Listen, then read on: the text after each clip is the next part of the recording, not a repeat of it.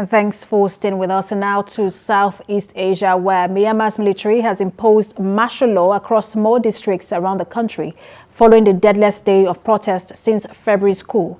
About 50 people were reported killed when troops and police opened fire on protesters in various areas on Sunday. Most deaths were in Yangon. Protesters are demanding the release of ousted civilian leader Aung San Suu Kyi. She heads the National League for Democracy, which saw a landslide victory in elections last November.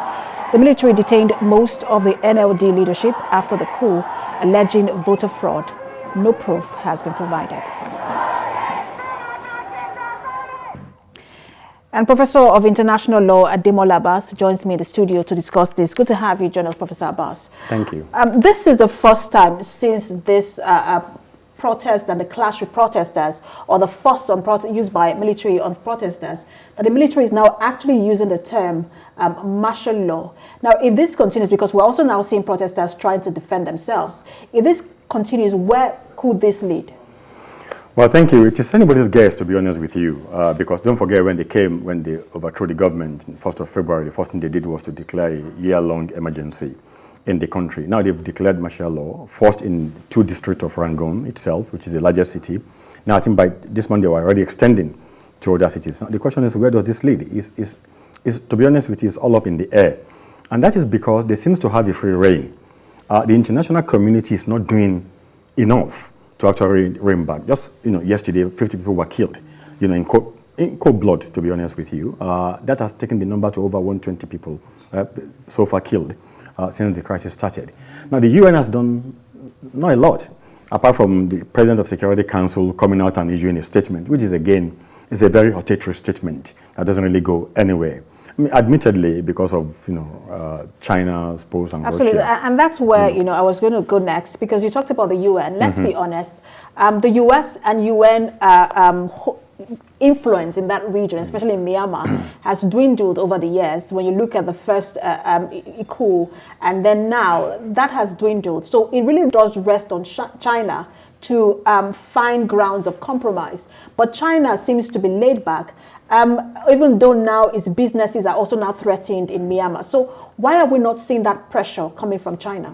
Well, that's a good question. The question is, why will China want to put a lot of pressure on Myanmar at the end of the day? That might upset the balance of power in that particular region. We're talking about Southeast Asia here.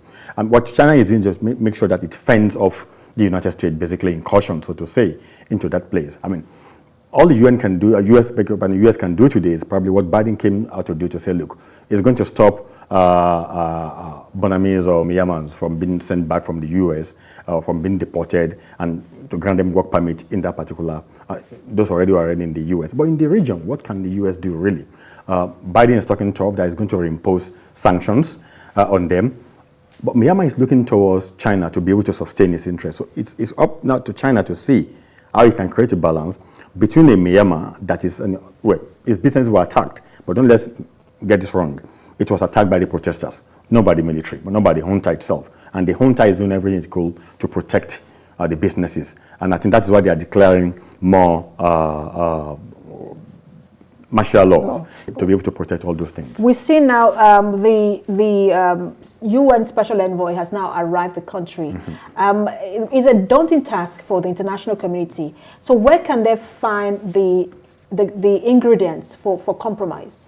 Well, that's a very interesting question. Look, the problem with international organizations like UN is that they are largely built on consensus. Let's be honest. Here, you have 5 permanent members in the Security Council. And once one of them disagrees with anything, you cannot get pretty much done. Even ordinary statement by the Security Council to condemn the coup was rebuffed by China. And you could rest assured that Russia was going to tow in line. But that is why you have regional or sub-regional organizations. You have ASEAN, in Southeast Asia. The question is, what are they doing? Pretty much whenever there's a crisis also in Africa here that we are waiting for the Security Council. You go back to Liberia, for instance, in 1997 or thereabout. Pere de Cuellar was the UN Secretary General. He made it very clear that only countries in a particular region should be looked upon, to be able to solve the problem. So it comes down to Southeast the Asian organization to be able to rise up to if they're going to wait until the UN does something, a lot of lives are going to be lost, as it's been done. So it's going to get worse, probably to get better.